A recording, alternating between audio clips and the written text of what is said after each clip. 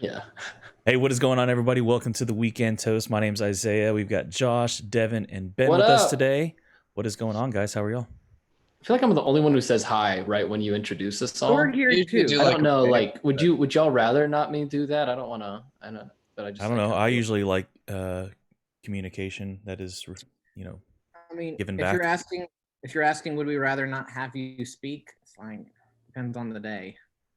So Ouch. You Hey, did a speaking great of, job last week without me. I thank was about to you. say, Thank you. speaking of, all Just four want of to us are say, here. First time in Like 3 three weeks. weeks, yeah. Yeah. yeah. I'm putting in the chat, just telling everybody, hey, seeing how Hey, everybody's weekend, yeah, or sorry, seeing how everybody's week has been. yeah. How has Oh y'all's man, week been, though? my Well, week's I been started a pretty. diet, Oh, so Ugh, oh, I that's have lame. the opposite to say about that, which is why my week was great. There is this new place. I live in a really cool hip neighborhood in East Dallas. What up, 75204? And there's this new chicken tender place called Lucky's. And oh my gosh, guys, it is phenomenal. Very, very spicy chicken tenders. And they serve it on like Texas toast with pickles. And they have great mac and cheese. it was like a sandwich. You can get a sandwich version, but like there's 5 levels of spice and they are hot, man. I Yeah. just did the second hottest one last night, and I was dying last night, but it was good. It was And very, this very morning. good. That's- What? Said and this morning. Oh, bro. Yeah. Devin, Right. Devin, So what diet are you on? I'm going back on keto. I've decided I'm gonna rage against the dad bod. It may overtake me someday. Do but it. I'm not gonna go down with emergency. the I diet, have an eyelash. I'm not. I'm not. I'm not trying to look weird. But What? Got it? You good? Yeah. Yeah. No. It, So in oh like my. since Corona hit, Uh, I've either been doing really good with my diet and not working out at all, or working out just fine, but eating straight garbage. And so I've largely just stayed exactly the same. But now I'm like, okay, let's put the two together and let's actually get back in good shape and be healthy. So And by we'll see put how the two together, you work mean out and eat? eat well. Oh, okay. Oh no, I mean, yeah, don't work out and eat trash. Just Well, that's been my yeah. plan all Corona. So I think I've been doing pretty decently on that personally. Like I just had this gross shake after a workout, and I'm like proud of myself. yeah, there you go. I've got Monster, but it's in a glass on ice. So Classy. I drank 4 eggs. It's like this morning. drinking Monster alcohol on the from a rocks. flask. yeah, Monster on the rocks. Well, like Yeah. I had one of the big ones with like the twist off cap, and I didn't finish it. So I was like, oh, Oh, wow. I want to put that over some ice. Anyway, well, yeah, some good stuff. Hope you guys, if you're watching, let us know in the chat that you're here. Tell us how your weekend's been. But we got some fun stuff to talk about today. First thing is we all went and watched The Social Dilemma, which is a movie that's out on Netflix. Came out last month, September 9th. Here's like the tagline that it has, or like the summary line on IMDb. It explores the dangerous human impact of social networking, with tech experts sounding the alarm on their own creations. So, what did you guys And think? before we get into the discussion, I just want to remind everybody, go ahead and like on Facebook. Make sure you're Yeah. following as well. Like and subscribe on YouTube and hit that bell button for notifications. Anyway, social media is ruining everything. Thoughts? Okay, well let's do this. Devin, you were the one who kind of reached out. This was your suggestion for the week, which I thought was a really good one, by the way. It was good. Yeah. Yeah. So like, give us just kind of a lowdown on the a synopsis of the movie. Basically so it's a lot of Silicon Valley people who people who like the guy who invented the like button. A lot of people who have been, CEO of Twitter or other social media organizations, just like you said, sounding the bell on their own creations and realizing that their own creations have been like, obviously when they created it, they didn't have, harmful intentions in mind, but exposing how the business model of profit at all costs has really taken a dangerous route with social media, and how the companies are using your own psychology against you to get you addicted to it. And also a big part of it is what it's doing to Gen Z. Because I got Facebook when I was 18 years old. I was already legally an adult. But there's a big difference in when you hop on when you're 18 years old and you're already an adult, and when you hop on when you're 12. So, I mean, I think that's a good place to start because this more or less when I watched this, there were definitely some things like I didn't find myself disagreeing or like not believing any of the things they were saying, but what I did have were a lot of questions in regards to like, is that how I feel like it's impacted me? Do I feel like I'm actually falling prey to that? Do I see it or do I not? Devin, you mentioned that like you had Facebook when you were 18, so had you already graduated? No, it was actually the third trimester of high school when I finally hopped on Facebook. So like I had MySpace. I had MySpace. I had MySpace before that actually. Yeah, though, that's right. And so that was a big one, like Zanga, and there were some social media platforms. But like as far as Facebook, Facebook came out 2007, so it was my freshman year of college that I went to for a semester. But yeah, so that's when it came out. Do you guys? What was y'all's? How about this? Here's the question: what was your earliest experience with Facebook or just social media as a whole? Mine was MySpace. Yeah. Mine was MySpace. Junior high. Yeah. Now it all changes though, because there's social media before the iPhone and there's social media after the iPhone. True. That's true. Because that was a big thing I think that you saw in some of those studies that they were really highlighting the like 2010 and 11 as the big change because that's when like Facebook was on your mobile device. Well, when I was in elementary school, we would go to each other's houses to watch YouTube on the desktop. On the desktop. That's very, very different. Like you can't get really addicted to that. Like we weren't just, I mean, I guess you could sit at your computer all day, but it wasn't the same as having when you had dial-up internet. Being our age with YouTube, we now we're entering into a stage of vintage YouTube. Where are like comparing like the viral videos that we watched in high school to the viral videos that students watch now. I mean, like, what? You've never heard of Julian Smith or something like that? Yeah. And then like, because I actually literally had that conversation Wednesday with a student where I was like giving him a face mask that we made in the student ministry, and I look at him and I go, I made this for you. And he's probably very disturbed by that. Yeah. And then like the other people who are my age, they totally got it, and they're like hot Kool-Aid, and they're just like saying hot Kool-Aid to him in a British accent. He's like, what is happening? I made so much of it. I made so much. What am I supposed to do with it? So what did you guys think of? So throughout what's up, Devin? I was saying, if you're really old, you remember the YouTube days of eBombs World and funnyjunk.com. Dude, funnyjunk.com, blacksheep.org, like oh yeah, I forgot about Black Sheep. Yeah. So those back on track. I mean, so those are a lot of different social media in the sense that they were media that we dealt with across mediums, but like the big thing that this movie was trying to highlight were the social media platforms that utilize advertising as their business model. Like that's where a lot of the warnings are coming through, because now we're talking about how they make money means that they influence us, and there's that idea that like that we are not the customers of these platforms, we are the product of these platforms. Our attention is what is being sold to advertisers. When I hear that, I'm like, yeah, that makes sense. What do you guys think of like when you hear that statement, or just something along those lines? I mean, I was never under any illusions about that. I think some of the language kind of makes it less like, I feel like they're trying to intentionally make it less humanizing. Like, you're the product, but it's just like, well, I mean, that's basically how TV works. Yeah, you might have to pay for your subscription and your cable, but the money's made with the shows. The money's made on the advertising. There was that quote in there that was like, or one of the guys made a point. They were like, or it was a quote. Sorry, no one made a point. They quoted somebody in one of their like transition slides, and it was like, the only two industries that call their customers users are the drug industry and social media. And I was just like, yeah, that's a little. I mean, it's one of those things. Like, I guess that's true, but what? Like they're clearly trying to show like at worst case, that's just like bad suggestion on the how about we call them users? Like they're using our stuff, we're the product. Oh yeah, that's fine. So So there was some stuff in there. Like one of the things that caught my like, I just want to know what stuck out the most for y'all. The biggest thing for me was when I forget there were so many people that they interviewed for this. There were some key people in there. What's his name? Tristan.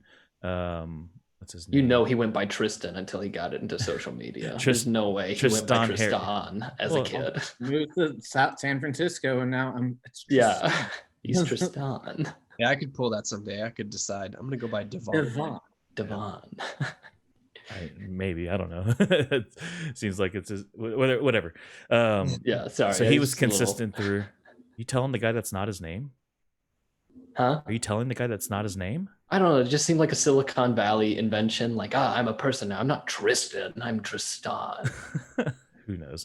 But they had one of the guys that they had on there was highlighting that, like, because they were trying to make the case that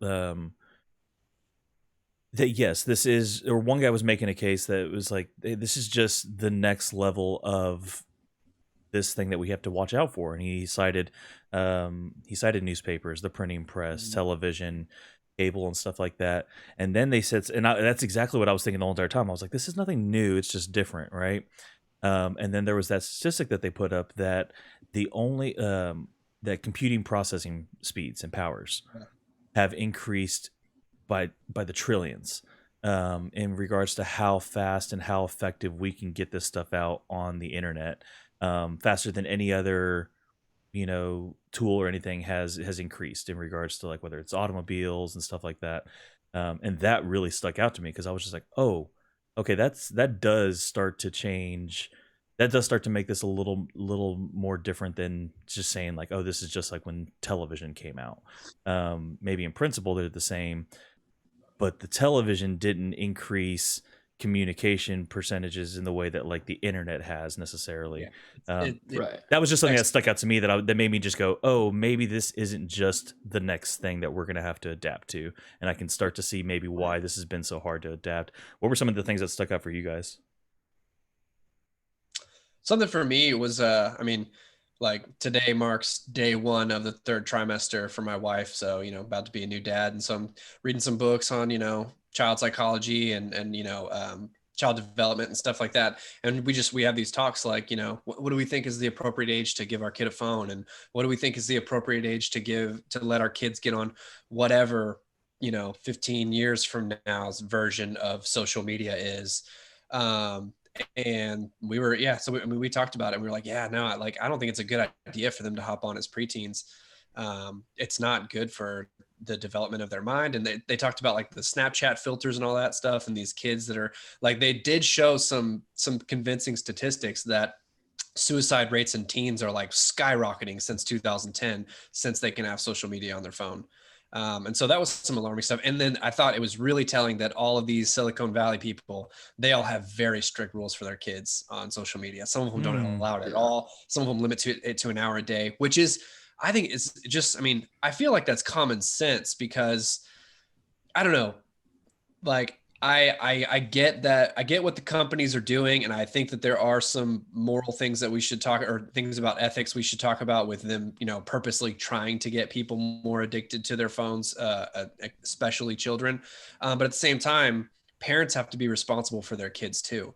And you've got to limit your kid. You can't just, I don't agree with parents nowadays that just plop an iPhone or an iPad in their toddlers, in their toddler's lap just because they're screaming. I think that does long-term psychological damage to that person. So it's, And so at the beginning of the whole documentary, there's, you hear like this parent say like, what was I supposed to do?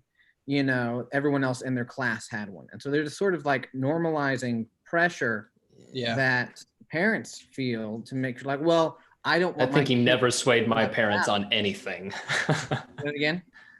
I said that kind of thinking never swayed my parents on anything. That made me think like, wait, did your parents not hit you with the, well, if all your friends were jumping off a cliff, would you do it? Said every parent ever. I thought at least. But like that they feel like it's like, oh no, my kid's gonna get left out. We had someone who came and spoke at our church last year to our parents who deals with, like, she deals with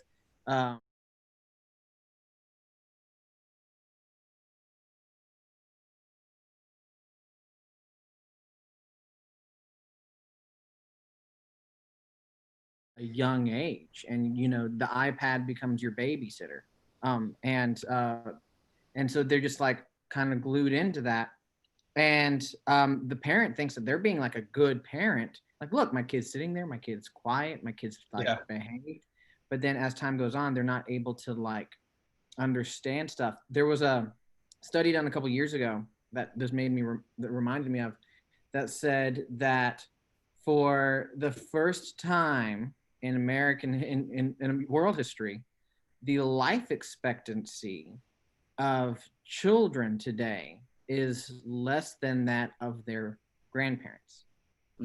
Because at a young developmental age, when they're supposed to be like out and like engaged with the physical world around them, they're stuck on a screen in a sedentary life during a very pivotal moment of their development where they should be out and being active.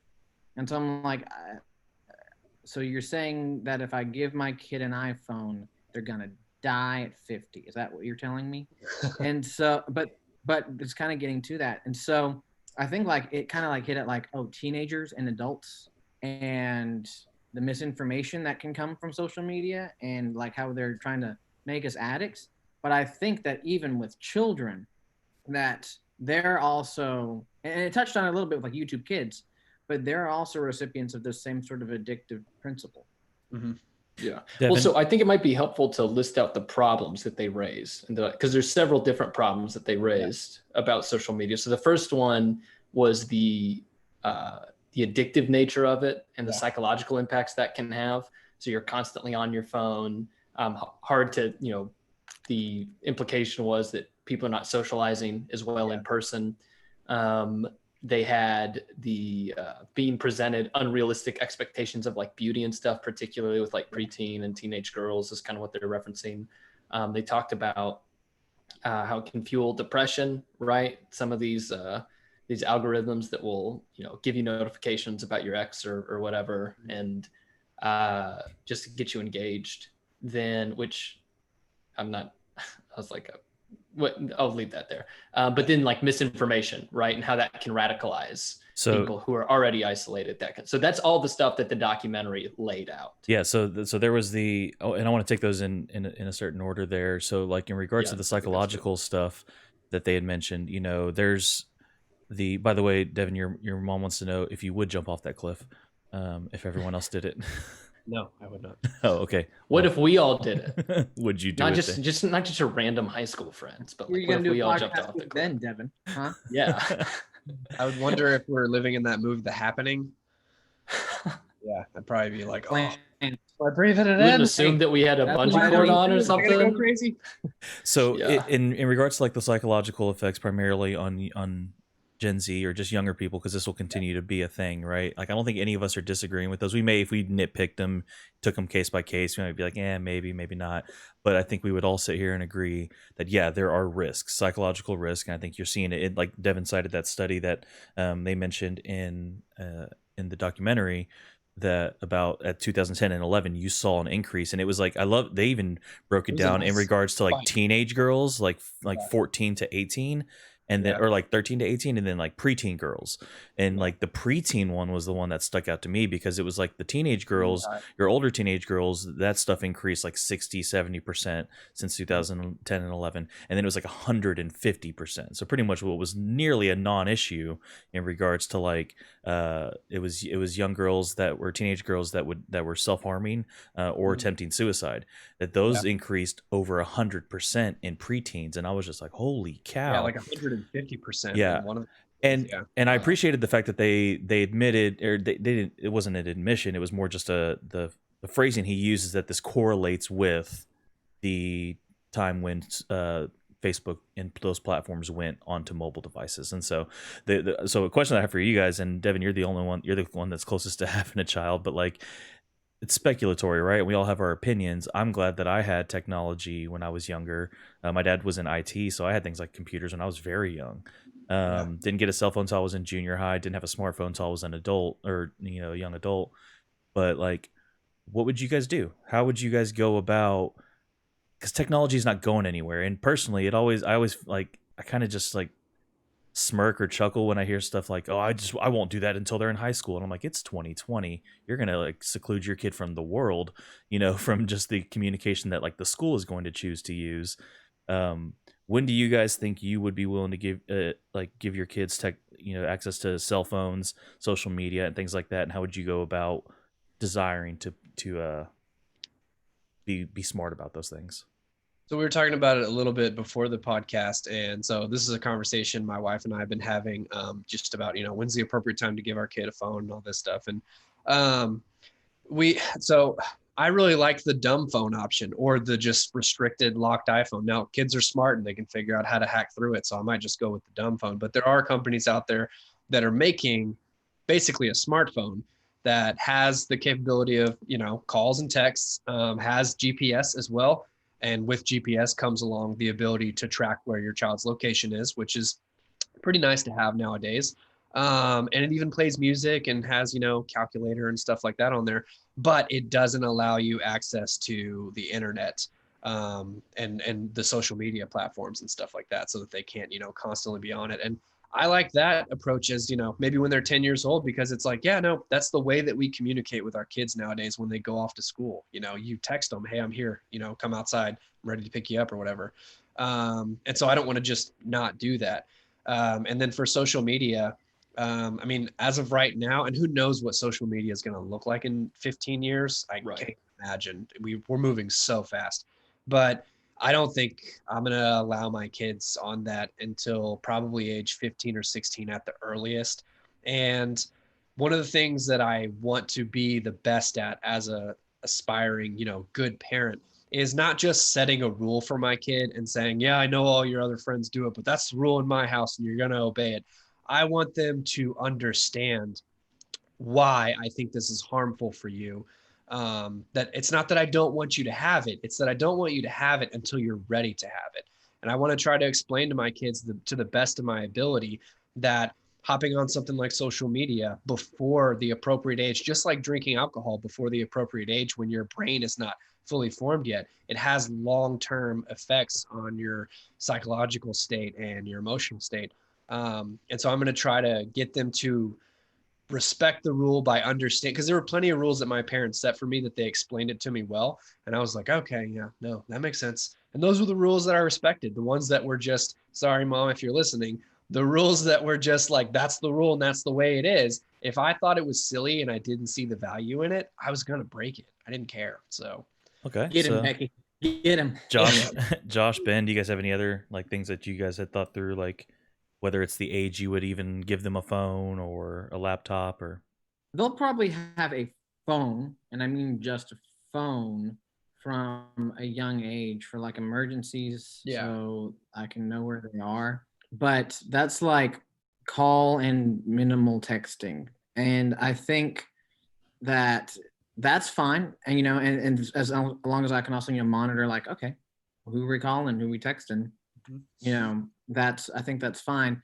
I think that social media itself, like, I would keep them away from that as long as possible, and I would hold that away from them. I because it's such a serious thing and it's becoming more and more serious and detrimental, I almost don't want to let them have it until they can drive.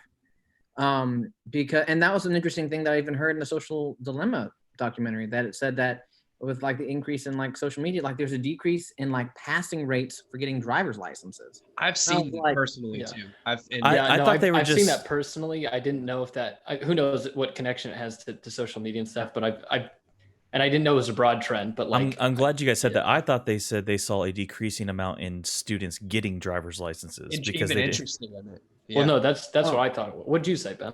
Ben said passing. I thought it was about like ability. I think it was pursuing it and all those tests. I mean, it was an 8-year-old could pass the test. It was pursuing it because they pitched it at the angle of like they're more fearful. Okay. And I personally have seen that in multiple people's lives who I know that are family members, or friends of family members that are that age group that are terrified of getting their driver's license. And that was like the most exciting day of my teenage years. was the day I got my car. Me and my best friend took driver's ed when we were 14. You can do, or at least back then you could do that. You just had to wait till you're 15 before you could start the drive times. But like, yeah, we did it. Everybody I knew did everything like on their birthday, even if they didn't have a car. It was just like, get the license, like go and do it. So well, I think like I'm probably gonna treat social media as seriously as I would probably them being able to drive. Like if I can't sense. If I can't trust you with a car, I don't know if I can trust you with Snapchat. And because and considering like the seriousness that even like this documentary like presents, like this is what it can do to your kid and what your kid can do with it. I feel like I have to look at it as that sort of resource that I have to be very careful about. One of the things that person who came and spoke mentioned, they mentioned how like with their older kids, they let them use technology and stuff. But with their younger kids, they realized the error of their ways with the older kids. And so they didn't let their kid have a smartphone. And like even like in elementary, like other kids are having smartphones in this particular area. And like, oh my gosh, is our kid going to have a hard time making friends because they don't have a smartphone? And there were a few kids in the class who also didn't. And so they kind of, by necessity, had to hang out with each other because all the other kids were on their screens or, just texting and like on social media with each other. And so they had to find other people who were in their situation. And they have like the strongest friendships in their grade compared to the other kids whose friendships are miles wide but an inch deep. And I think that I might do better as a parent to just say stay away from it.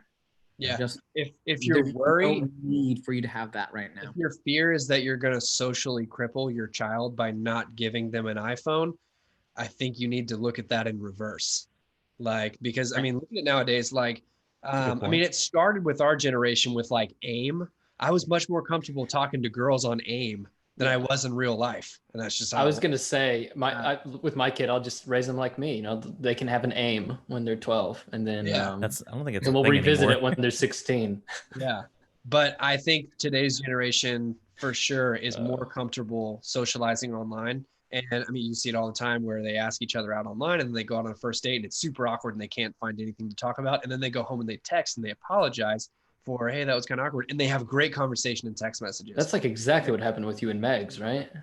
No. Yeah. See, and you asked her out online, and no, that's the beautiful part of it is if it weren't for social media, I may never have met my wife. But when we went on our first date, we like hit it off like that.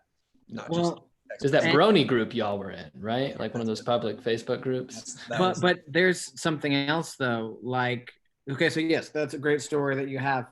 Now, that's not the same as if I didn't have social media, I never would have found someone. And so yes, we're happy that this is the result, that it's you and Megs.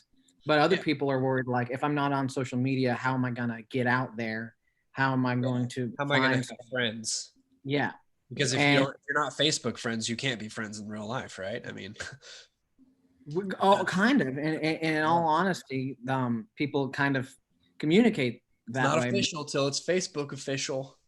But I even think that like if I'm kind of like looking at it like from like a teenage standpoint for a second, but even teenagers right now, at least in my student ministry, are getting a little burned out by seeing how their parents interact on social media. Yeah. And to have I've had students who say like, how do I protect my parent from the fake articles they read on Facebook? Another one saying, how do I talk to my mom about my issues if she's just going to blab about it to everyone on her Facebook page? Like, it's interesting to see like teenagers talking about their parents, like historically parents would talk about their teenagers, and whenever it comes to social media, and that it's kind of devolving people. But it's I thought that the overall, I just thought the documentary was particularly, it was good, it was insightful. I think that it made some arguments that I don't know if it followed through with proof and that it seemed kind of heavy-handed in that. But I also thought the entire thing was just oozing in irony because it was on Netflix.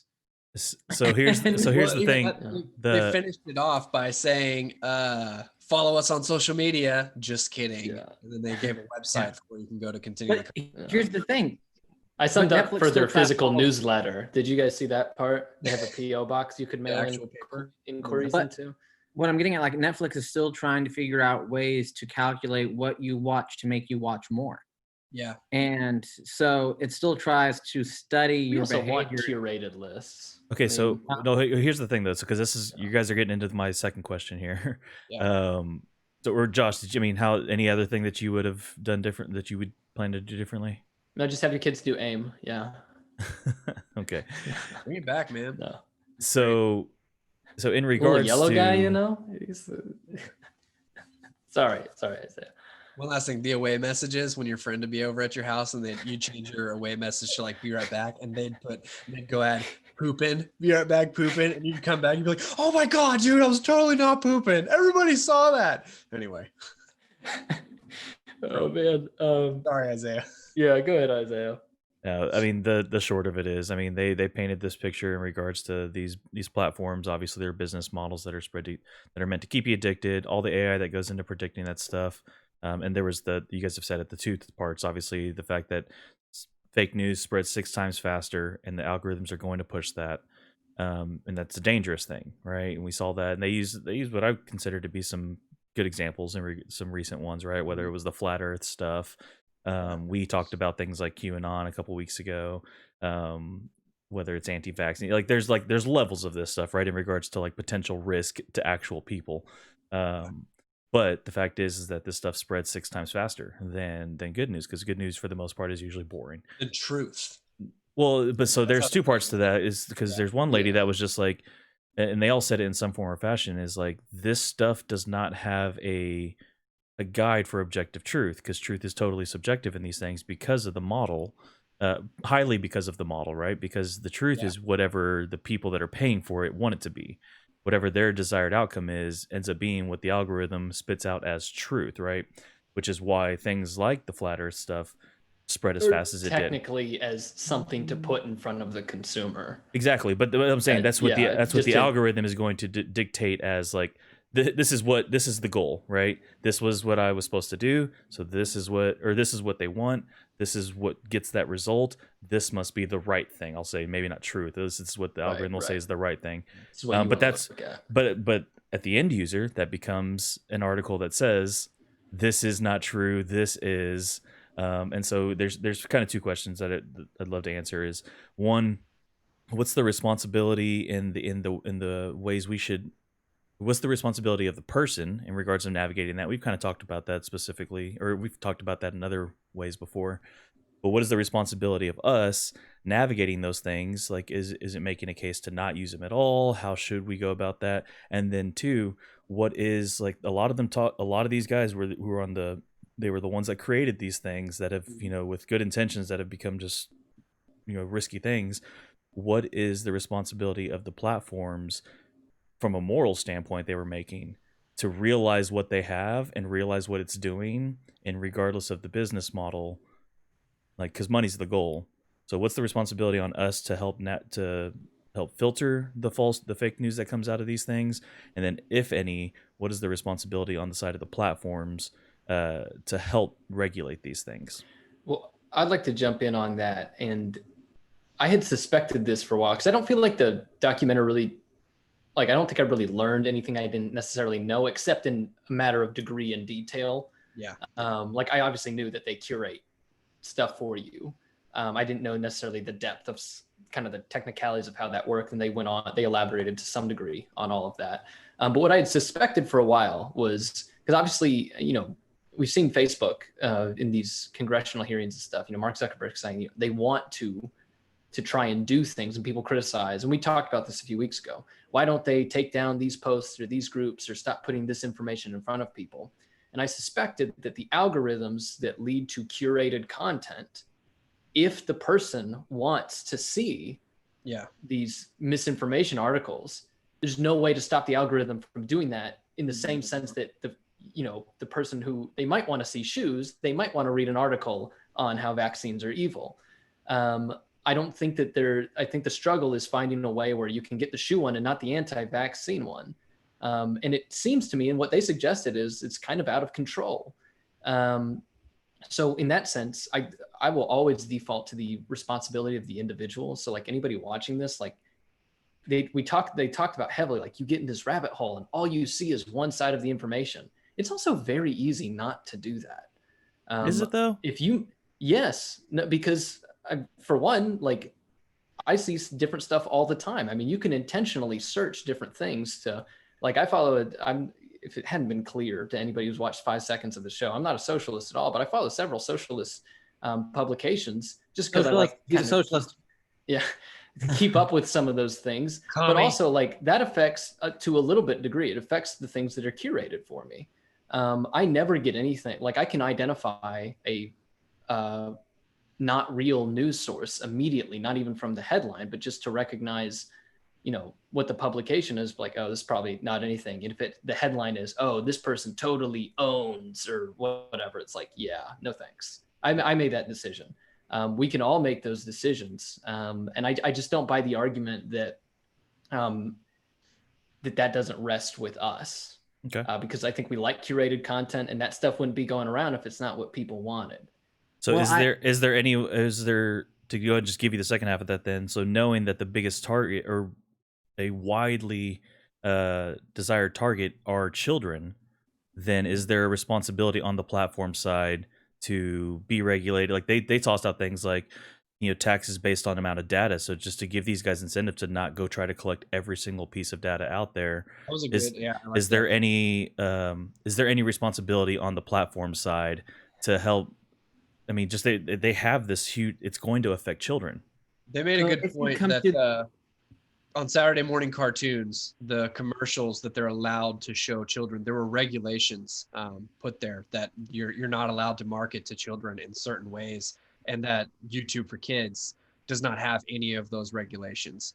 I think that was a great point they made. And so I would agree there. Yeah, that no, there's obviously at the end of the day, the responsibility really falls on the parent to be, make sure, don't let your kid watch TV or be on the internet literally all day long. Like just because that's the easy route to, just, hey, get them off your back. Don't do that. But I do think there should be some sort of personal responsibility on the behalf of the platforms, just with regulating the tactics with which they market to children and using these same tactics that they know they've developed them from looking at human psychology and what gets people addicted to certain things, and they use that. Don't use that on children. That would be my take. But well, I think that once you can determine that there's something addictive, and the company that is responsible has to actually hold on to that responsibility whenever it comes to advertising. You look at tobacco. That once if you can prove, that tobacco, smoking nicotine in tobacco products is addictive, then you need to own the fact that, okay, whoever you are sending this towards, whoever you are showing this advertisement, you are likely going to push them towards an addiction, whether or not they fully fall into it. And so, yeah, at that point, it's up to the person to engage in that. But still, there's some ownership that goes to the person who provides the addiction. And so I think with kids as well, like, especially if you're going to be putting something in front of them, that you have to be held responsible for advertising to them. Like past couple of years, we've seen a lot of vaping companies like Juul who have been coming under fire for either intentionally or via neglect exposing teenagers for their product and been capitalizing on them indulging in that. And so I think that as more of this kind of research comes to the mainstream about like the addictive principles and properties of social media, that you're going to see these social media companies becoming more and more under fire for how cavalier they are in exposing teenagers to this. I think that it's still kind of young though, in that idea. But there's a movie that I would recommend called Thank You for Smoking. If you have, I don't know if you've ever seen it. But the movie revolves around this. I believe he's a lawyer or a lobbyist for the tobacco company, and he hangs out with lawyers and lobbyists from other vice-based companies, and so like he hangs out or things that can technically like cause harm, but if you get rid of it, it's like getting rid of like your freedom. So he like frequently hangs out with the alcohol lobbyists and the firearm lobbyists, and they just kind of like talk about the pseudo arguments they made on Capitol Hill for something that they don't even believe in, but they just have to keep the company going. And so I think that in that same pantheon of potentially addictive vices, social media, as this continues to go forward, may find itself in that same grouping. And as you talk about products that have an addictive principle in people's minds, that social media is going to be put up there with cigarettes and how the advertising can affect how a person engages with it. So a couple things on that. Like, it's one thing to recognize that there's a problem, but what the documentary does, and what I suspected could be their only conclusion, is just to say, well, something has to be done. Well, that's not to say anything. Saying something has to be done, I mean, just because you say that this is going to work, like regulating commercials for 8 a.m. cartoons that go out on a few channels for very limited hours to the entire nation is completely different, I would assume, for regulating how advertisements are done by tens of millions of children watching practically limitless content at any given point, anywhere, anytime. Yeah. That's a different ballgame entirely. I think the one thing they specifically recommended was you could tax data mining. If that decreases things at all, which I'm not convinced it will, because I think Facebook, Snapchat could absorb the costs, while any competitors who might even try to do something differently will get completely flushed out by that kind of tax. That's, by the way, you regulate big business stays in business, competitors never rise up. That's how you do it. That's why Facebook's asking for regulation. That's why Amazon wants a higher minimum wage. They want to absorb costs so their competitors can't. That's a little bit of a different topic, but I don't see what a tax on data mining does to anything. Maybe it decreases it a little bit, but you still have the same things going around. You still have the curated lists. So I totally recognize the problem. But the reason I say it really rests on the individuals, because I think, first of all, we should all have control of our lives and readily recognize, like, hey, at times we can drift away. We need to be examining ourselves. You need to do that for your kids if you're a parent. But so there's from that moral perspective, but also from the practical perspective of, I don't know what anybody can do. And I think if they throw rules and regulations, I mean, have you ever watched a government hearing with Facebook or any of the tech people? You think those people are going to come up with rules? They don't even know what they're dealing with. It's unbelievable. They don't even know what the internet is. Yeah. And we talked about, like, one thing they said, Facebook's not going to sell your data because that's actually contradictory to profit, right? So at least private business has the incentive of profit. If you're to put something like that in the hands of the government's never been concerned about profiting off of anything. Mm-hmm. What the government deals in is power. And that's not to say the government's evil. That's just like, that's why we have a government, is to administer power. And their viewpoints are going to be, again, I just say, watch those hearings. You think, do you want those people in charge of the rules? So if you don't want anybody in charge of your life, you don't want to be manipulated, you got to take ownership. That's the only thing I can think of. I'd be totally willing for an actual solution, but just to say this is a problem that somebody should do something about, it's not really to say anything. My final note, I guess, would be the only solution I can really think of is there needs to be full transparency. And part of this documentary was being transparent, like, hey, these are the tactics. We helped develop them, and now we're trying to blow the whistle on them. And just being aware of it, I think it should be enough for most people. I mean, I was already I deleted like Facebook off my phone so that I can only look at it on my computer and stuff like that. And because I'd realized, like, even before watching this documentary, I'm like, man, I spend way too much time on Facebook. Even watching the documentary, my wife got up to go pee and we paused it. And I found myself reflexively reach for my phone and open social media. And I'm like, wow, yeah, I've got to work on this personally. But there needs to be full transparency that, about the tactics that are used and about the dangers that come from it. And here's, I guess I'll end on this. Social media is not the only industry that uses the business model of profit at all costs. They kind of all do it. And I think that is largely kind of the root problem here is that profit at all costs. And they talked about it like, hey, you can only go so far because at the end of the quarter, your shareholders are expecting profit. And so they're not going to be for anything that goes against that.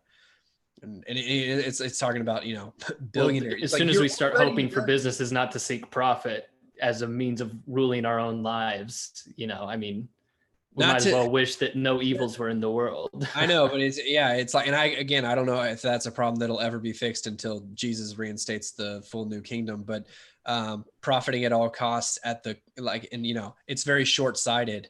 Even when you look at, environment stuff, like, okay, I don't know if the world's going to end because of global warming. I have my doubts about that, but it's like, dude, we are making certain species go extinct. There's not as much fish in the ocean, and our grandchildren and children's children are going to inherit a worse planet because of short-sighted, selfish thinking. That's like, hey, I can profit now and I'm not going to have to deal with the consequences later. And social media's aspect of that was, I think their conclusion was that it's eroded at discourse whatsoever, and it has contributed to the polarization of politics and how everybody treats each other and lives their lives. And I would agree with that. I think it's definitely made that problem worse. Well, if you haven't seen it, you should definitely go watch The Social Dilemma on Netflix. There's some other stuff coming up on Netflix. Sorry, one quick thing. I mentioned this before. Funniest thing about the thing to me was that the character of the documentary, his name was Ben. Mm-hmm. And when he tried to quit social media, the thing that got him back was a girl whose name is spelled A-N-A, Anna. My wife's name is Anna. And he's like, oh, she's done something. Is it spelled the same way? Back into it. And so I'm just saying that's going to be the only time in all media that you're going to see a remote connection between two people of that name. And so for that reason alone, go watch it. Yeah, it was very, for those of you who haven't seen it, what he's referring to throughout the documentary, they have a very after school special kind of PSA drama going on. Yeah. Where Ben, who I think we're saying represents you, Ben, he joins an extreme, did you notice the extreme center so they don't make anybody angry? What's the extreme center one? Are they like somebody like higher taxes? And they're like, well, I don't know. And somebody's like lower taxes. Maybe. Yeah. Someone who just super indecisive on anything. I could see that. I could see an organization saying that the left and the right are actually secretly working together to make you hate other people so they can do their own agenda. I could see someone saying that on social media. Oh my gosh, I do sound like the kid now. Oh my gosh. Yeah. I actually listened to Rogan's podcast yesterday with two former Navy SEALs, and one of them was a CIA operative. And one of the things that they did talk about, that neither the right or the left have tried to do anything about the military industrial complex. And he was trying to say, you would think the left would be very yes, let's end war. And they're like, no, we profit off the troops being there. Anyway, so if you want to go down that rabbit hole, there's that whole thing. Yeah. One issue that's kind of bipartisan, but anyway. Definitely. Speaking of the genre from which we get the image, going down the rabbit hole. No, you guys. No, I had the best one because it was the stuff that was on Netflix, and then Ben jumped in and took us back. I know, but there are soiled it. Yeah. Well, The Witcher's fantasy, and Alice in Wonderland down the rabbit hole. That's fantasy, and see, I was planning on going. I was planning on going from The Social Dilemma on Netflix. Here's some season 2s on Netflix / horror into. But yeah. Dude, so 2 things coming up. Witcher season 2, Haunting of Bly Manor, which is like a sequel, spin-off, episodic dealio to Haunting of Hill House. It's like American Horror Story, but where they have actors. Well, I was just gonna say they're using the same cast, right? But they're different, totally different characters, different roles. which I thought Haunting of Hill House was fantastic. Kind of petered out at the end, but Bit, as a horror series, like the ride getting there, that's what horror is about. It's about the ride more than anything. If you can stick the landing, that's you're at the top of the mountain. But dude, the ride getting there was awesome. There's almost never a horror movie that has an ending that I was like, wow, that was a great way to wrap up that plot. Usually it's like, it worked, but I have one for you. I'll save it for our next segment when we talk about horror movies. But I think whenever we talk about it as a horror film, The Haunting of Hill House, it don't expect jump scares. There's one, and I'm not even going to tell you where it is, but man, it'll get you. The horror of realization, though, that's the true horror. And when shows and movies can pull it off, like Hill House did, I won't say any spoilers for anybody because you guys should go watch it. But you remember the bent neck lady realization? Yeah. That whole sequence, I was like grabbing, like nothing's jumping out and scaring me. There's no spooky face, but it is just genuinely terrifying. You just realize something horrifying, and it's so like in rapid succession that like I was like tensing up. I was so scared of what. Yeah, it's not like that was awesome. There's a difference in the jump scare and the like. Oh, I feel uneasy. Holding your breath. Really creepy. Yeah, and just like, oh my gosh, this can't be how this is explained. This can't be how it's explained, and then it's just like, oh man, bent neck lady part. You'll know it when you see it, people who watch. But so I'm pretty pumped for Bly Manor. Yeah, I am too. And it comes perfect time as usual. October, spooky season. I love watching horror movies this time of year. Actually, we had just so we set up our patio with some lights, and we put 2 hammocks out there. We've got a table out there that we actually. Bless you, Ben. We actually brought the TV out there for one of the finals games. And so my wife and I are going to put the TV outside again tonight, maybe make some coffee and some hot chocolate and watch Bly Manor out in the dark. So it should be pretty cool. Oh, dude, that's going to be sweet. Yeah. No. Josh, are you going to watch Witcher season 2?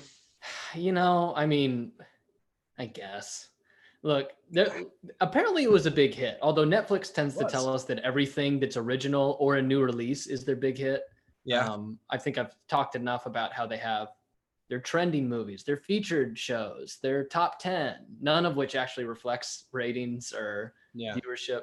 But there were things like, I feel like The Witcher, when I would watch an episode from the first season, there'd be about like 7 minutes where I'm like, oh, like you're trying to be good. And then something would happen that'd be like, man, you really don't want me to watch, do you?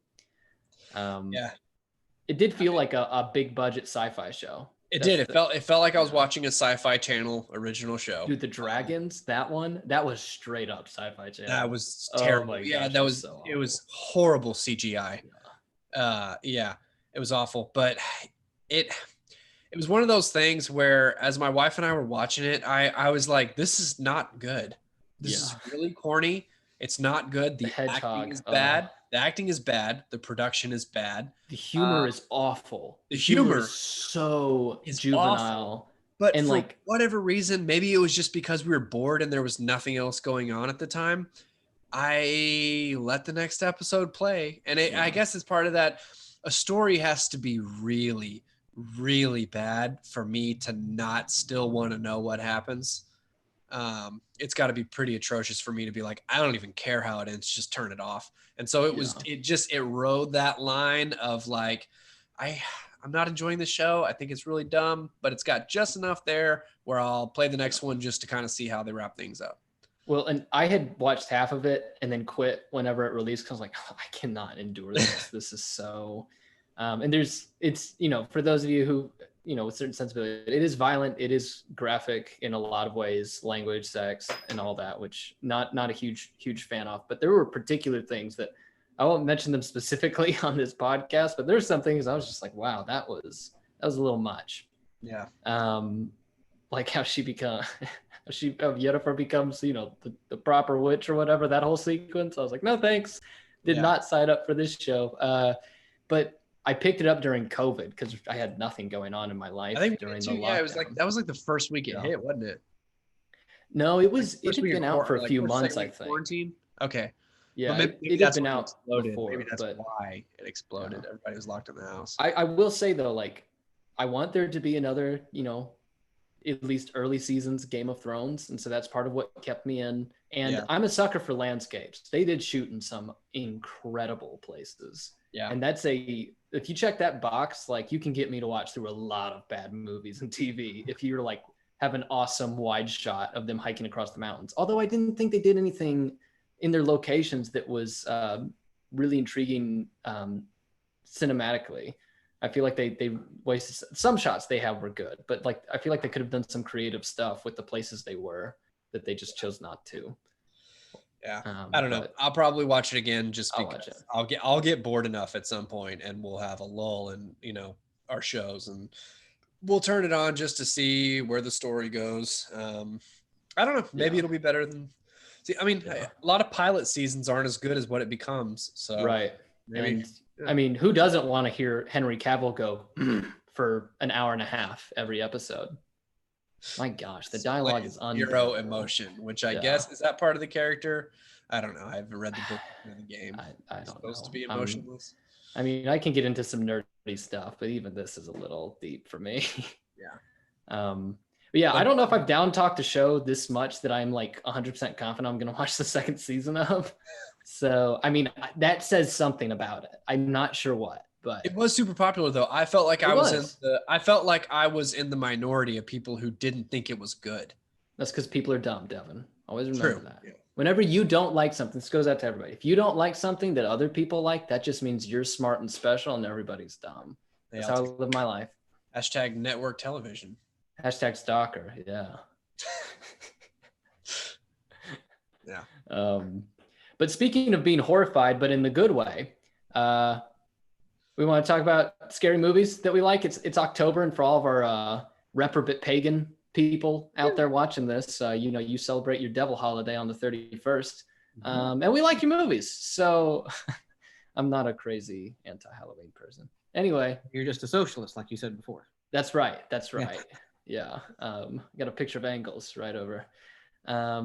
See, most people think Marx. A cute isosceles. Yeah. Favorite scary movies, most traumatic scary movies, TV or music even. Any thoughts, guys? So for us three, Josh, Ben, and I enjoy horror movies, correct? Right. Isaiah, not so much. I enjoy them. Yeah. Okay. Well, Isaiah, tell us some of your what are some horror movies you like or you feel were impacted by or whatever. Come back to me. Come back to me, and I'll explain why Devin said what he said. But I got to think of some. I want to give you like a good one. So right. I kind of think I know where Isaiah's going with it. I'm not a big fan of the gory, the slasher films. Not so much. I mean, do you remember back when like Saw came out and there was like a spree of movies that kind of imitated it, like Hostel? And they were just gross. Oh, I watched. Yeah. I was in junior high school for all of that, and so naturally, me and my friends, that's what we got from Redbox. Like the first Saw movie was gross, but the plot was pretty. It was pretty good. Idea. It was good, so it was a good movie. But then it just other ones. Yeah, it just became more extreme. And then I remember like I watching like Hostel, and I'm sure there were several others I can't remember the name of, but I'm like, nope, that's one of those movies. I don't want to watch that. Well, and it was like the new gritty slasher. It wasn't like Freddy and Jason of old, which I do not like those either. Except when Jason goes to space, because that's just and the Leprechaun series. Yeah, those are more honestly like it gets to a campy, like dark comedy type point. It does, yeah. And like Leprechaun, like I was looking at like just movies, and it showed up in comedy and horror, and so I feel like, but even like as a kid, like I thought those were particularly gross. So yeah, I guess I'm a bit snobbish about like horror or scary movies. Yeah. Because I think that there are some that they just follow the same sort of formula and they end up being more gross than scary. But then there are some like that are suspenseful and scary that don't even try to be, that I could watch repeatedly. Like I could watch Jurassic Park, all the time, and why that doesn't show up in popularity more in October, I don't know. But like the Raptors are like the Raptors are terrifying. In the first one, like what they've done to the Raptors in Jurassic World. The tall grass scene in Lost World. Yeah. Oh, dude, that was like That's what it's lesser as that movie was. The shots that they had on the tall grass scene. Oh man. Yeah, and the kitchen scene in the first one, like I've never considered those horror movies. I guess they're not horror movies, but I'm saying like that. They have some like, So what's weird is like you mentioned that, and like that's what comes up to my mind. What I don't care to see at all. Have y'all seen is it Hubie Halloween trailer? No. Adam Sandler put out Adam Sandler, yeah. It's like if Adam Sandler was like responsible for making an Ernest Saves Halloween and Waterboy hybrid. Yeah, like so my wife goes, "Hey, Adam Sandler has a new movie on Netflix," and I was thinking like, and I the first thought I had was, really, is he doing it again? Is he back to his old stuff? Because I was like, dude, Uncut Gems, he was really really good in that, and I was kind of hoping, hey, let's do some more stuff in that world. And then I just saw I didn't even watch the trailer. I just saw the title and the photo for it, and I was like, oh. Yep, Adam's back to his old stuff. And the cast, it was Kevin James. It was, I think Rob Schneider might be in it. Steve Buscemi's in it. Yeah, Steve Buscemi's in it. It was, it's like, okay. Yeah. I'll watch it. I might watch it just because Steve Buscemi becomes like a zombie. I'm like, I gotta watch it. Yeah. So, so Isaiah, have you had time to think on? Yeah, for sure. So like, yeah, Devin was somewhat right. Like there's subgenres of horror that I don't necessarily enjoy. I would say like the branch of horror that I enjoy the most is probably thrillers, like mystery thrillers even. So like, no, keep going. It's just background. Yeah. Oh, a little Michael Jackson going on. Yeah, thriller. Okay. How long have y'all been friends with me? Like elevator music. I thought someone was going, like I mean, because the biggest thing for me is a good story. So whereas like I don't enjoy gore, like I love the story behind the Saw movies. Don't care to watch them necessarily. You know, the idea of testing the people that have hidden, wrongs in their past, testing their resolve to live and stuff like that is interesting to me. But like I would pick out some movies like Silence of the Lambs. Even movies like Split was a good one. Good. Yeah. But then like movies like Get Out, The Shining, stuff like that. Like those all usually they if it's got a unique story. But then there was even like some more just like they were more thriller than good story, like 13th Ghost or something like that. I thought was a cool one. Is that a Casper one or no? That was with, that was the Shalhoub. one. Yeah, that one. Which one? I thought that one was really gross. Like that had the gore element to me when I watched it. In parts, I'm not against like it's not like seeing someone die on a camera, but like when that's the only thing going for it, it's like I think the Saw series could have been really cool with some toned down, like you can tone down the gore and that's still like, but even something all the way down to like Final Destination. Like I thought those were super cool, but my least favorite part of those movies were the killings. Those ride that dark comedy train as well. Yeah, I don't know. Final Destination was so cartoonish. It was. But what part of it was cartoonish? Even I don't know, like the guy, the gas grill exploding and his arm landing on his mom's plate. Like so I'm not like grossed out by that. It was hilarious. But that's my point. It was the killing on fire because you drink vodka. That one's good for me. Yeah. Which one? The teacher's blood catches on fire because she was drinking vodka. Jeez, how much was she? But I would say that did like a Mormon write that one, or what's going on there? All right, come on, Isaiah. We're sorry. Yeah, but we're not. But go ahead. Yeah. No.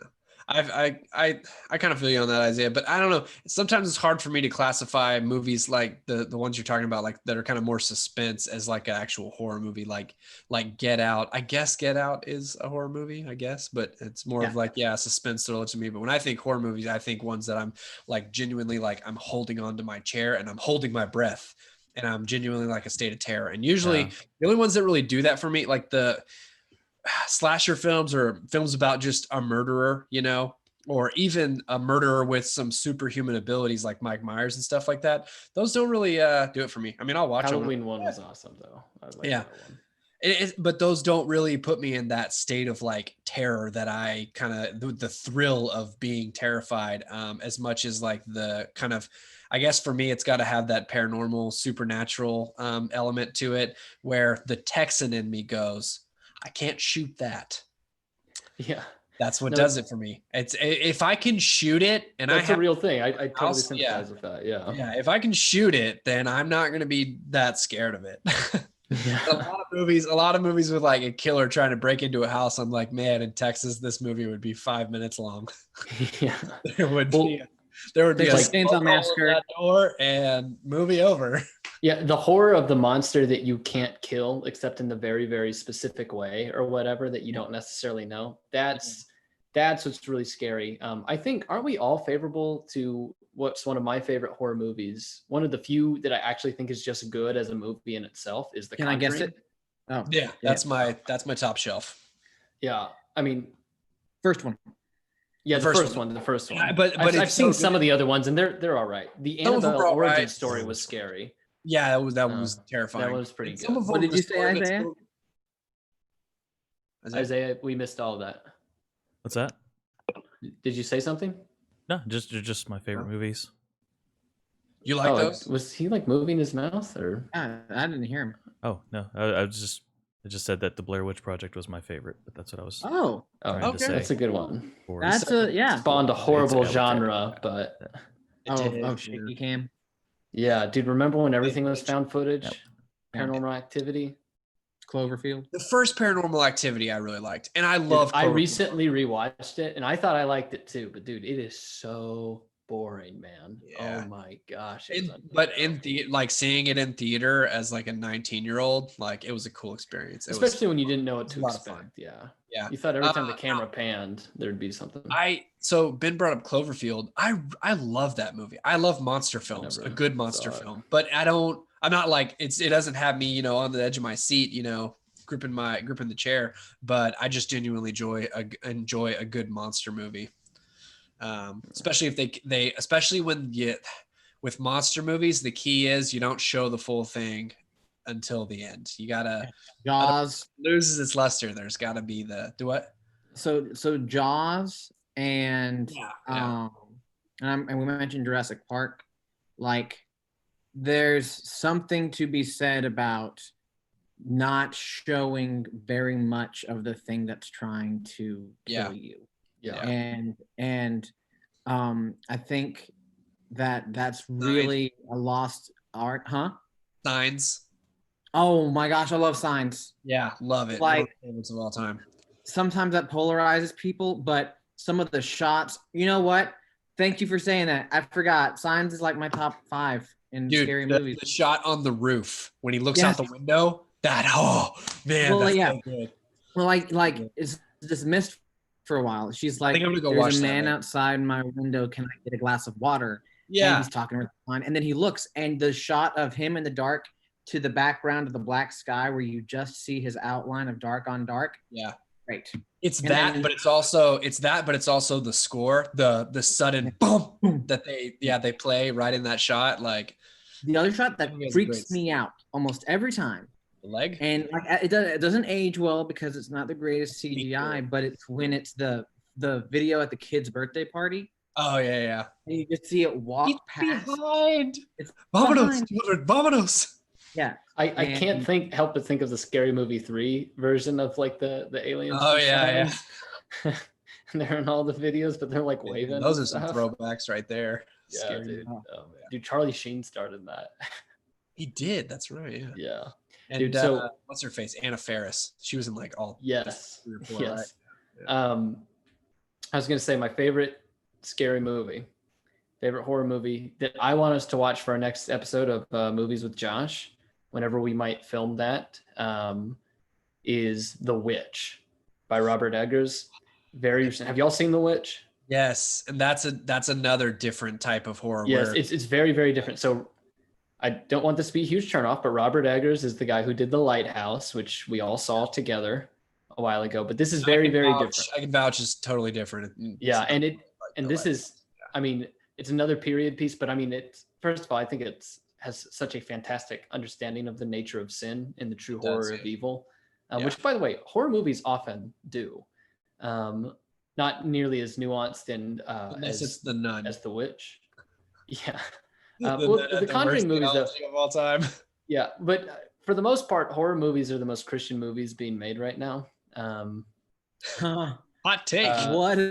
Dude, no, seriously. So I heard somebody else say this. I'm not going to take credit for the observation, but when I thought back on it, I was just like, yeah, because I mean, especially the demon ones, even though we're like, yeah, okay, holy water is not gonna burn the skin of the demon possessed to spins the head around, but it's recognizing there is a they're the only movies that recognize, or some of the only movies, there is an ultimate evil that is out to get us. We can fall susceptible to it through our own through the perversions of our own heart.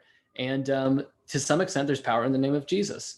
And so I'm not going to say it's all fully orthodox and stuff, but the ideas that are presented out there are more Christian than really anything else going on. I think often presented in pretty convincing ways.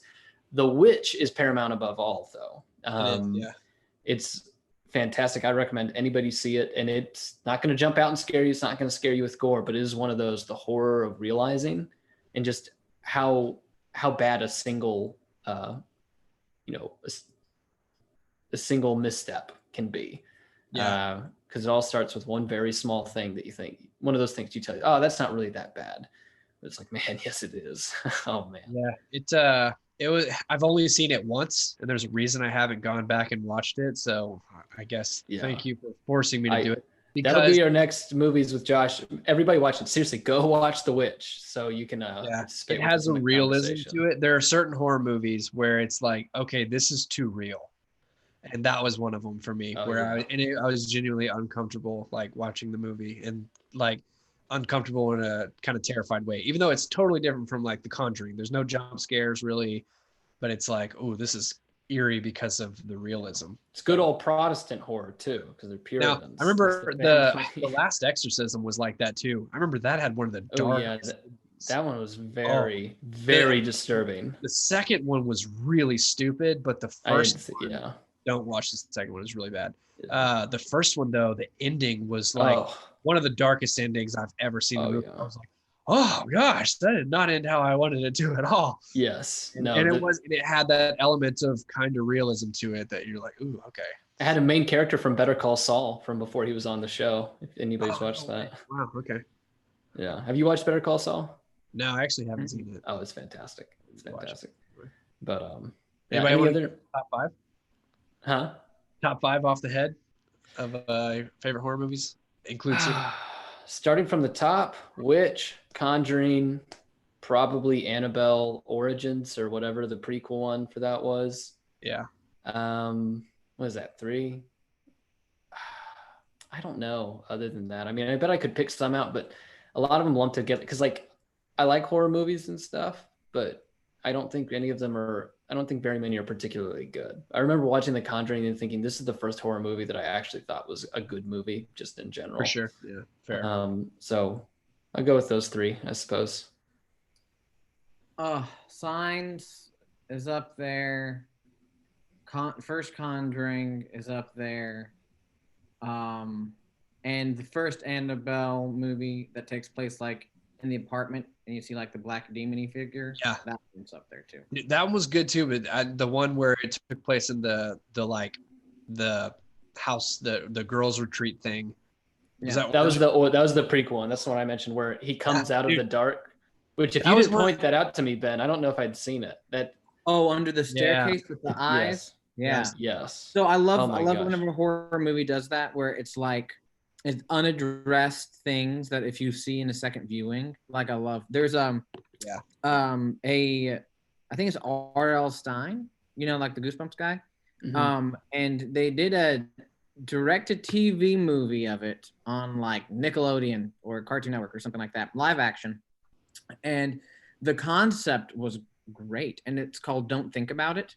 And it's where you read this description of a monster in this book, and as long as you do not think about that monster you just read about, it will not come to life. But the minute that you think about it, it comes into existence. Oh man, no thanks. Yeah. And so, and then like, because like you read the whole thing, just like the only thing that'll keep you safe is don't think about it. And then like when people are reading it, it just goes, how can you not? And there's and like nothing mysterious, like magical happens, no whirlwinds or anything like that. But there's a scene where the family is talking in the kitchen, and there's a window kind of like off center behind them in the looking into the kitchen, and they're just talking, and then you notice, if you like stare at the window for a second, that there's like a glow behind it, and then it moves and walks away. And so you realize that something was outside the house watching them in the window and then walks by. And that doesn't address it. Music doesn't change at all. The conversation goes by uninterrupted. And I love it whenever horror movies do things like that. Yeah, it's pretty good. It adds. If I had to go top 5, maybe not in any particular order. Conjuring is in there. I'm with Josh. Annabelle Origins is in there. I'm gonna put Sinister in there. I really liked that one, the first one with Ethan Hawke. Oh yeah. Insidious. I like the first 2. Oh wait, I thought that was the last one. I don't know No, what Sinister is one now. with Ethan Hawke. Insidious is the one with I can't remember. Not Bob Odenkirk. Yeah. Yeah. Insidious. I think he kind of looks like Bob Odenkirk a little bit.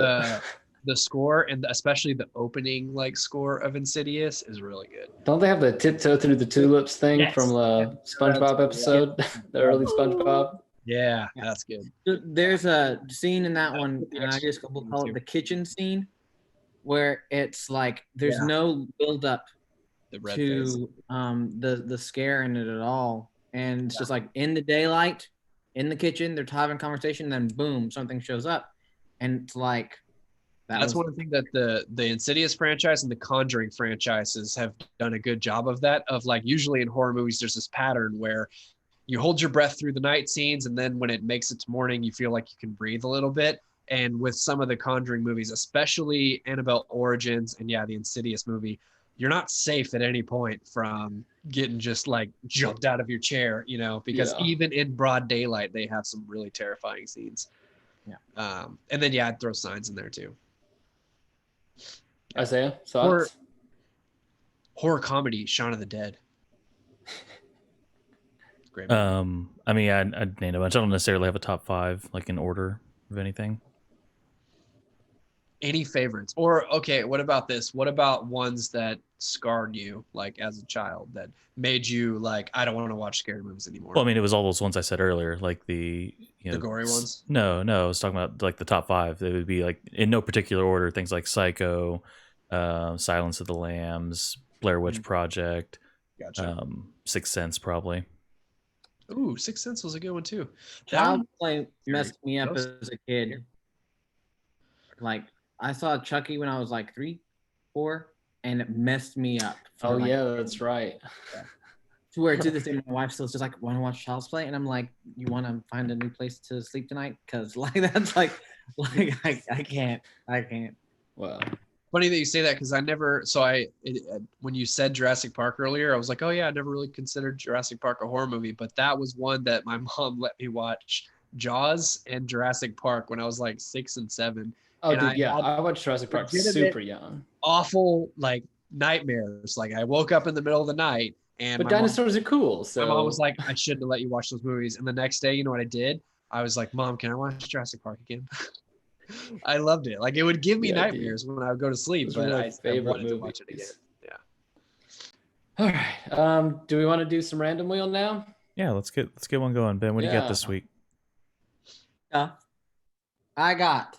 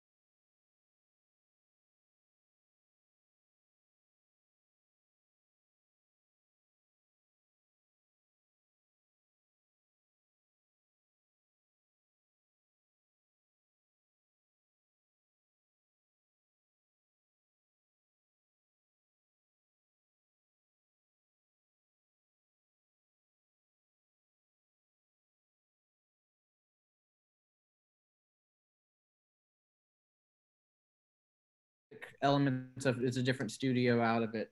But not Marvel DC. That one's just already out. Here we go. Marvel and Star Wars.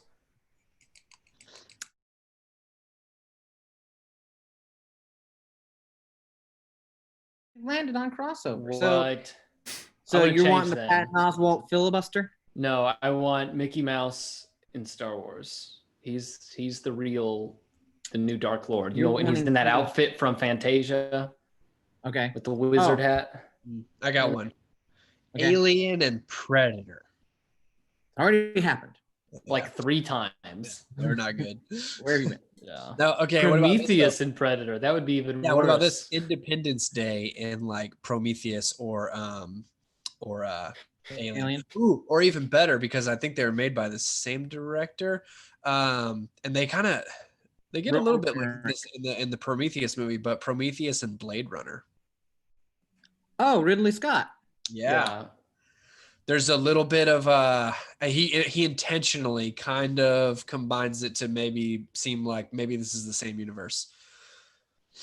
Well, those little Easter eggs were in the second Predator film, like with Danny Glover. If no one saw that one, I have seen it. Yeah. Yeah, but like in the background, like there's all like these like alien skulls and creatures, and you see one of the xenomorphs from Alien in the back. And you're like, oh my gosh! And but like the android guys in Alien, same like kind of thing as the Blade Runner androids. So yeah, I think that'd be cool. Hey, does anybody like? I was not a fan of Blade Runner. I thought it was super. The new one? I saw the first one. That's all I love the first one, man. I love it. Yeah, love the style of it. But that's a conversation that we'll have to have another day, because I'm very surprised by the fact that Josh doesn't. I am. Yeah, I don't know. I just we don't have to go. Maybe we can save that for another time. But yeah, I'm just not a big fan. So maybe a crossover would spice things up. 2049 I thought was boring, but yeah. Okay, I got 2 completely ridiculous franchises that might find some Fast and Furious. Oh Lord. Wait, did you say Faster and Furious? Transformers with Fast and Furious. Oh. People that would break box office records. Yeah. And Pearl Harbor. Just throw all of the and Bad Boys. Yeah, man. And bring in the Ninja Turtles while you're at it. The really awful version that Michael Bay did. A Michael Bay cinematic universe. Oh my gosh! Just end it all now. Bad Boys meets The Island meets. Oh my gosh! Hey, The Island was good. Yeah, pretty good. I actually haven't seen it. Okay, Isaiah, you got by that, but what is it? Crossover, perfect crossovers and franchises. Video games are also allowed. Nothing that jumps out. That Fast and Furious one's pretty funny. I feel like Isaiah's playing a video game in the background and hasn't been paying attention. Yeah, he's got a game of Among Us going on right now that he didn't invite us to. Are you the imposter? You're the imposter. Yeah. Oh, I have a video game crossover. It's going old school. Spyro, Crash Bandicoot, Mario, all in the same game. I've seen that internet thing of like Super Smash Brothers Cinematic Universe, which would be kind of interesting because you got Sonic came out. Detective Pikachu did pretty well. The only character I know is Kirby, so I don't even. Oh, dude, I really liked the Detective Pikachu movie, and I kind of wanted more. I want another Pokemon movie kind of in that style. I thought it was stupid when I saw that he was talking in the trailer, but then did Sonic not do it for you?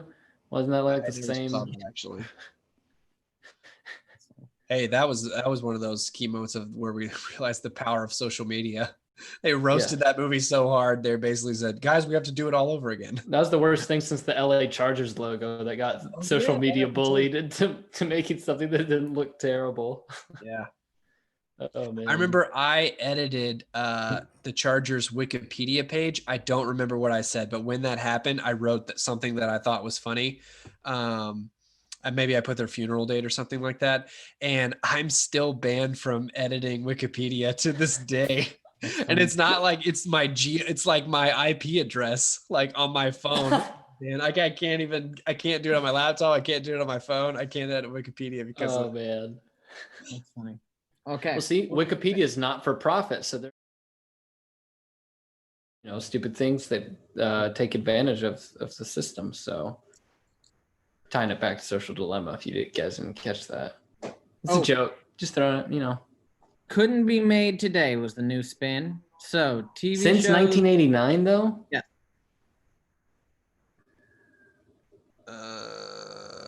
Is it TV I'll tell shows you what, or Firefly's production quality could never fly today. I don't think that's the spirit of the question, but like Johnny Bravo.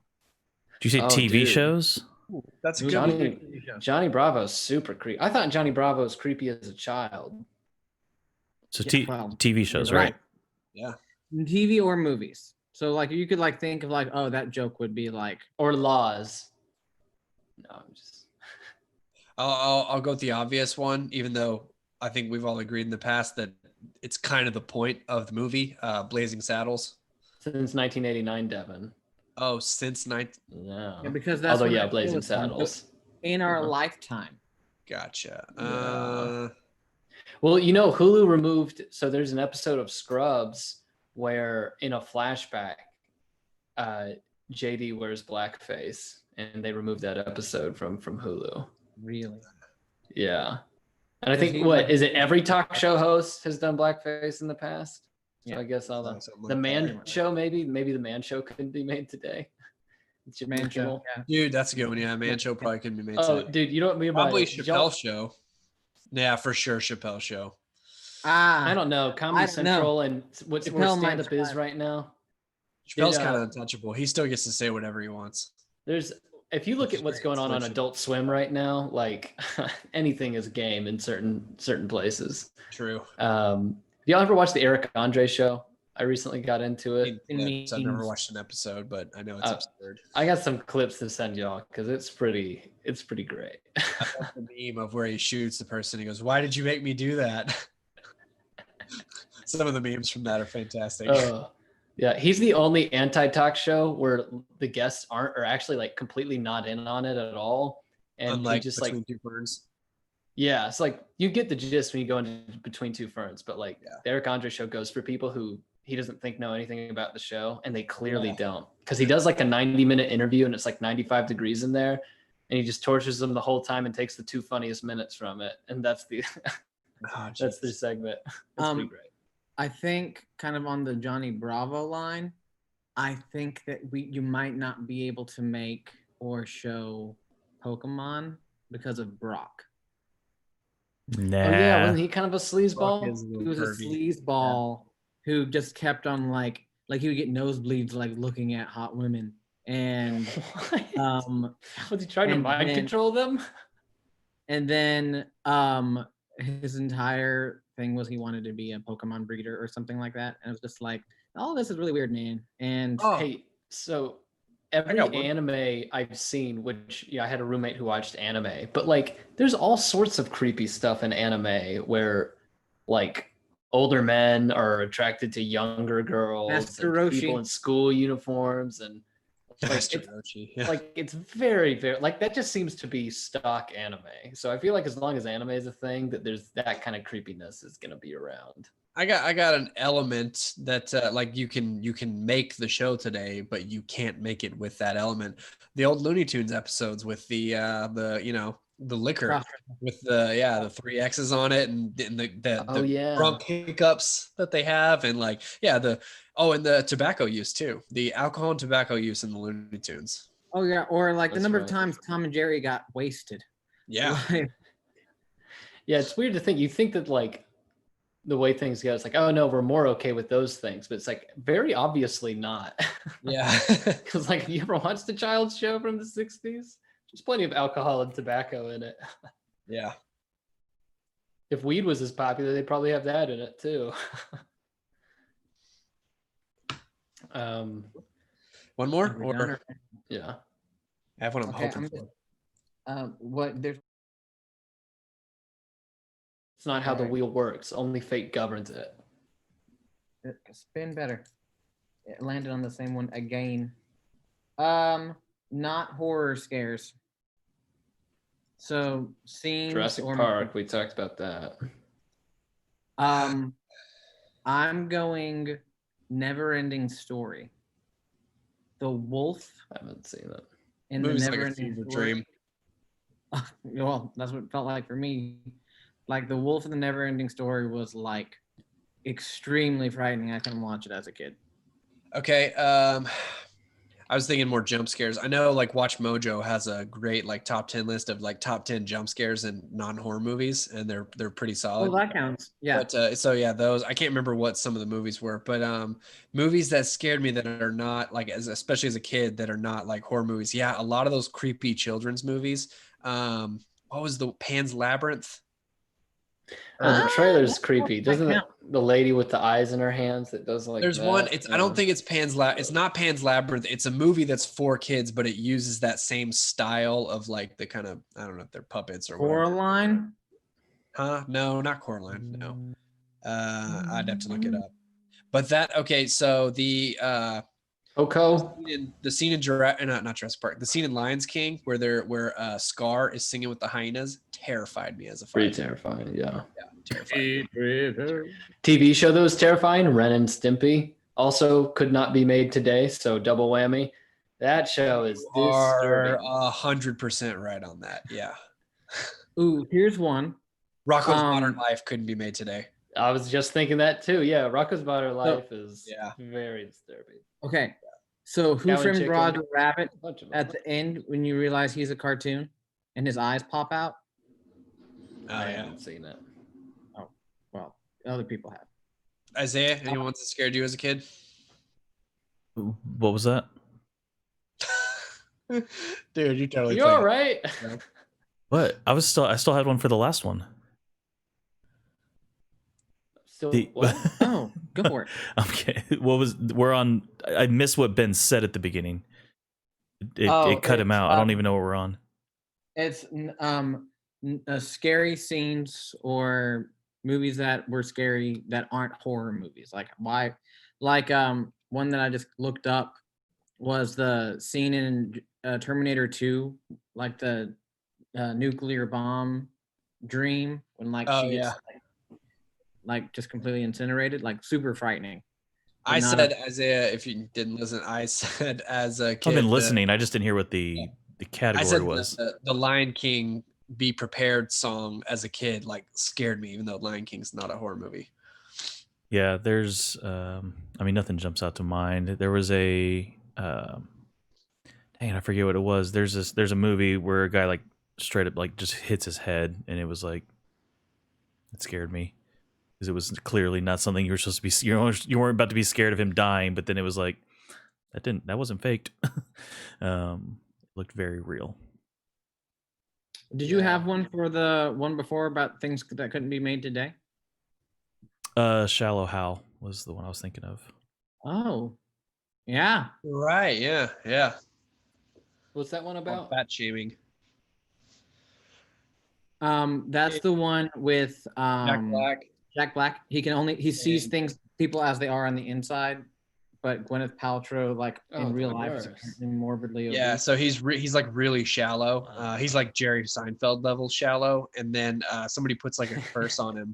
Somebody puts a curse on him that makes him like he sees a person, and what he sees is reflective of how beautiful they are on the inside. And so he's dating a girl that he thinks looks like Gwyneth Paltrow, and in real life she's 400 pounds. Is that supposed to be funny? Like really proud of her, flaunting her around. He's flaunting her around like she's the most beautiful girl in the world, and he's treating her super well. And all of his friends are like, "Yeesh, bro."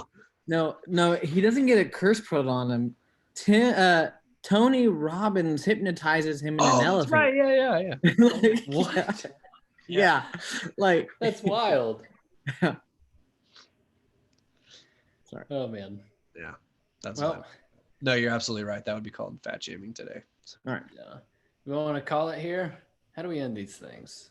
Everybody, get off of social media right now, or it's gonna shoot you in the face. Like, subscribe, click the bell for notifications. Join us next week, Friday at 12. And we'll also at some point get a, oh my gosh, my bathroom's all, I don't know if y'all can hear that, probably. I heard it. Yeah. Hey, if anybody wants to play Among Us, hit us up in the comments. Josh, you need to hop on and play. It's pretty fun. I still haven't played it, but It's fun. Also, watch The Witch for next movies with Josh. Any last words from anybody? Fig Newton. We'll end on that. So it is.